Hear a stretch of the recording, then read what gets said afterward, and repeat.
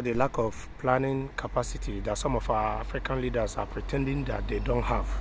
Why I say they are pretending as if they don't have it is that they know how to plan to use our resources to take their children out of African continent, for their children to get a better education in the West. For some of them even go to the extent of reserving positions in their government or even in the future government for their children they send abroad to go and study.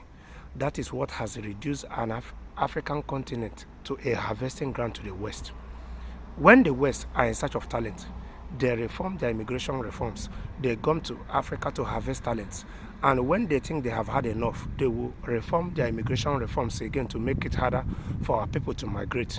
And because of our leaders' lack of planning capacity they pretend to have, that is why our people are migrating overseas. Some of them are going through a whole lot to be able to stabilize themselves in the society, to be able to integrate themselves into the society they find themselves. Some of them, if you even know what they have to go through to be able to get residence permit in those countries they migrate to in search of better lives, you will not even be able to imagine some of them.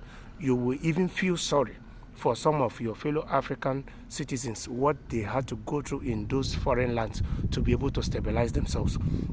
And that is what have equally reduced Africa to a place that when these Western countries have ideas on how to better the lives of their citizens, on how to better their countries, they see Africa as a harvesting ground. Unlike what is ongoing now, most of the countries in the West are transiting to greener technology. So they are now coming for our natural resources in order to help them to achieve or transit comfortably into this greener technology. Africa has a whole lot to offer.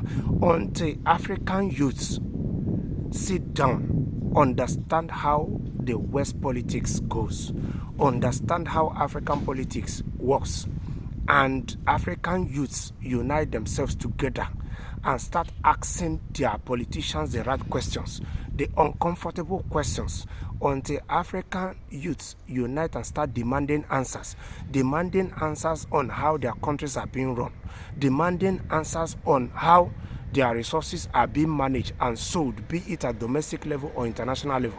African continent will continue to dwell at the moment where it is.